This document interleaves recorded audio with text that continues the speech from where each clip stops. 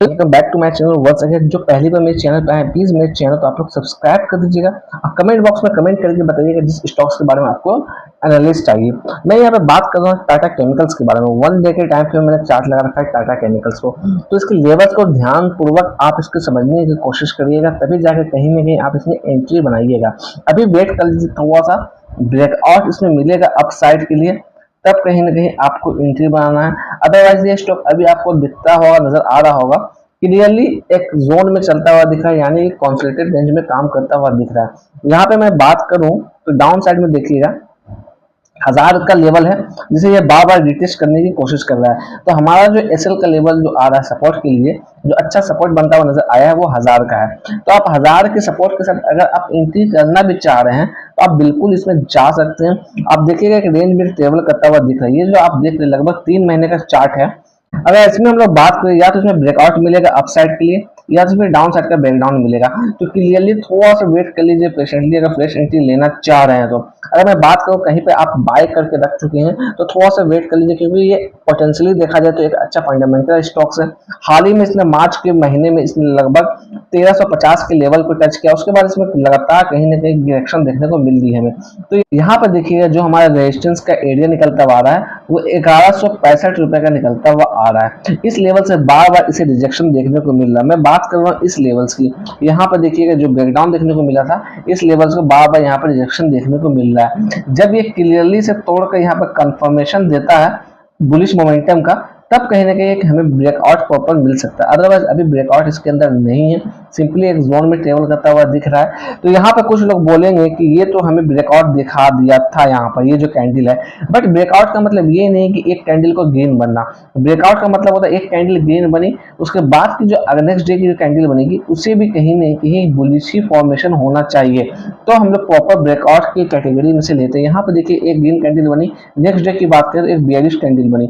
अगर इसे breakout proper मिलता तो यहाँ से भी एक बुलिश कैंडल ही बनती, तो हम लोग ब्रेकआउट मानते हैं। अगर डाउन साइड में हम लोग बोले सपोर्ट के लिए, तो ये जो लेवल है जहां से इसमें अपसाइड का मोमेंटम मिला था, ये हमारा सपोर्ट का एरिया निकलता हुआ आ रहा है, जो कि 1005 का लेवल है।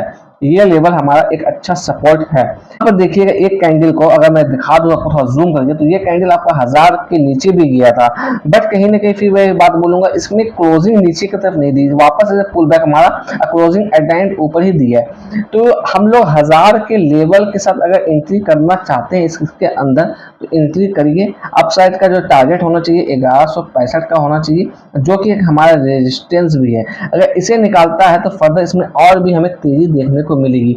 नेक्स्ट स्टॉक से हमारा हिरनबा इंडस्ट्रीज लिमिटेड। यहाँ पे हम लोग बात करें आज के दिन ट्रेडेड वॉल्यूम की, तो वॉल्यूम सिर्फ 78,000 की वॉल्यूम नजर आती हुई दिख रही है यहाँ पर। अगर डिलीवरी ऑफ परसेंटेज की हम लोग बात करें आज के दिन 48.38% की डिलीवरी आज के दिन हमें देखने को मिली है। आपको मालूम होगा इसकी जो लिस्टिंग हुई थी 5 मार्च 2021 को इसकी लिस्टिंग हुई थी हमारी।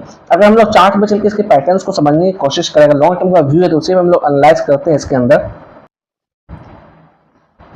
अगर हम लोग हिरनमय इंडस्ट्रीज के चार्ट पे बात करें 1 वीक के टाइम फ्रेम में, तो आप यहाँ पर देखिएगा, एनालाइज करने की कोशिश करिएगा। अभी ये स्टॉक्स में ब्रेकआउट हमें देखने को मिल चुका, बट कहीं ना कहीं इसके अंदर अब हमें प्रॉफिट बुकिंग देखने को मिल सकती है।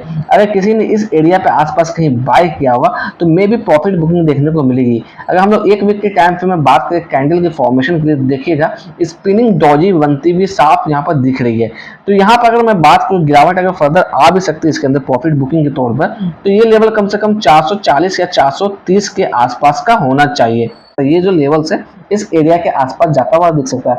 अगर 430 के लेवल को गिराता है डाउन साइड में, तो ये स्टॉक फिर फर्दर आपको 400 के पास जाता हुआ दिखेगा, जो कि इसका एक अच्छा रिजेक्शन लेवल था, तो जो कहीं ना कहीं अब इसका एज ए सपोर्ट के तौर पर काम कर रहा है। ये जो लेवल्स आप देख रहे हैं ये कहीं ना कहीं आपका 400 का लेवल्स है। तो इस लेवल्स की मैं बात कर रहा हूँ, अगर यहाँ पर आता है स्टॉक्स तो ये आपका कहीं ना कहीं एक अच्छा सपोर्ट के तौर पे काम करता हुआ दिख सकता है। जहां ये कुछ दिन पहले इसका एज ए रेजिस्टेंस काम करता हुआ दिखा था, अब एज ए सपोर्ट काम कर सकता है। बट कहीं ना कहीं स्टॉक्स में थोड़ी मजबूती हमें देखने को मिली है। 440 से ये हो सकता है कॉन्सिडरेट करके आपको वापस ही जाता हुआ दिख सकता है। काफी दिनों के बाद इसमें कहीं ना कहीं ब्रेकआउट देखने को मिली थी स्टॉक्स में, तो यहाँ पे हल्की फुल्की प्रॉफिट हमें बुकिंग देखने को मिल सकती है। अगर मैं बात करूँ लिस्टिंग के बाद, तो इसकी लिस्टिंग लगभग 950 के आसपास हुई थी, उसके बाद लगातार कंटिन्यू फॉल देखने को मिली है इसके अंदर। आप जनवरी 2023 में यहाँ पर बात करें तो गैप डाउन खुला था ये, उसके बाद कॉन्सेंट्रेटेड रेंज में काम किया, फिर से ये ब्रेकडाउन दिया डाउन साइड में, यहाँ पर फिर कॉन्सेंट्रेटेड रेंज में काम करने के बाद इसमें वापस से तेजी देखने को मिली है। अभी जो है इसको ब्रेकआउट देखने को मिली, ब्रेकआउट की जो लेवल थी, ये ब्रेकआउट की लेवल थी हमारा, इसको ये तोड़ चुका है। तो इसलिए मैं कह रहा हूँ कि इसमें फर्दर थोड़ी बहुत करेक्शन होती हुई हमें दिख सकती है। किसी ने इस एरिया में कहीं ना कहीं बाय किया हो तो मे भी कहीं ना कहीं वो अपना प्रॉफिट बुक करते हुए यहाँ पर दिख सकते हैं। इसलिए आप इसमें सोच समझ के काम करिएगा। अगर आप ऊपर के लेवल में बाय किया तो सिंपली आपको यहाँ पर बहुत वेट करना पड़ेगा, क्योंकि इसके लिए अभी जो लेवल निकलता हुआ आ रहा है 560 इसके लिए क्रूशियल लेवल है। 560 को लेवल को निकालता है तब इसमें मोमेंटम कहीं ना कहीं तेजी की आती हुई हमें दिखेगी। प्रमोटर होल्डर्स की अगर बात करें तो यहाँ पर थोड़ा बहुत परसेंटेज ऑफ इंक्रीज यहाँ पे देखने को मिली है, मगर क्वार्टर बेसिस पे सेम यहाँ पर नजर आता हुआ दिख रहा है। अगर पिछले हम लोग एक साल से कंपेयर करें तो 0.1% की यहाँ पर गेन देखने को मिली है प्रमोटर्स के पास। एफआईज की बात करें तो एफआईज ने अपना लगभग सारा हिस्सेदारी यहाँ पर निकाल रखा है। अगर हम लोग डीआईज की बात करें तो डीआईज के पास भी ऑलमोस्ट पूरी हिस्सेदारी खाली हो रखी है। अब पब्लिक की बात करते हैं तो पब्लिक लगातार इसमें कहीं ना कहीं स्टेक बढ़ाती हुई नजर आ रही है इस स्टॉक्स के अंदर। अगर हम लोग डिविडेंड की बात करें 2021 में 0.7 पैसे का डिविडेंड दिया है, और लगातार पिछले 3 सालों से हम लोग बात करें ₹2 और ₹1.25 का प्रति ईयर डिविडेंड आपको देती हुई नजर आ रही है यहाँ पर। अगर हम लोग टेक्निकल्स की बात करें तो पिछले एक हफ्ता से लगभग 2.73% का नेगेटिव रिटर्न है। अगर पिछले एक महीने से बात करें 21% का रिटर्न दे रखा है, अब पिछले 6 महीने से बात करें तो 41% का, अब पिछले एक साल से बात करें तो 28% का रिटर्न ऑलरेडी ये बना के दे रखा है। अब पिछले 2 साल से बात करें तो -15% का रिटर्न है। तो यानी कि अच्छी खासी तेजी इसके अंदर देखने को मिली, तो हो सकता है इसके अंदर थोड़ी बहुत हल्की फुल्की करेक्शन हमें देखने को मिल सकती है। अगर आपका लॉन्ग टर्म का व्यू है इसके अंदर तो थोड़ा सा आपको समय समय पर देखना होगा प्रोमोटर होल्डिंग्स के बारे में, क्योंकि आप यहाँ पर देख चुके एफआईएस की होल्डिंग और डीआईएस की होल्डिंग बिल्कुल जीरो है। तो यहाँ पे ये लोग 0% की हिस्सेदारी रखे हुए हैं। तो अगर थोड़ा बहुत ये लोग इंटरेस्टेड दिखाते हैं इसके अंदर, इस स्टॉक्स के अंदर, तो होपफुली इस स्टॉक्स में तेजी हमें वापस से आती हुई और दिख सकती है।